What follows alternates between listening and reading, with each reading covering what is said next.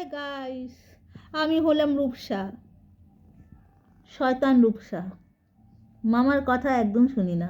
বল বল, শুনি না যে? আবার লেজ নাড়াচ্ছি আমি। এই যে আমার লেজ নড়ছে।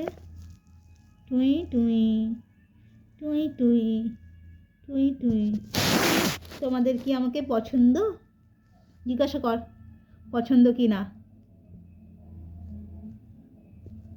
তাহলে আমাকে অনেক অনেক ভালোবাসা দিও। চোখটা টেরিয়ে দিয়েছে দেখ। Hello hello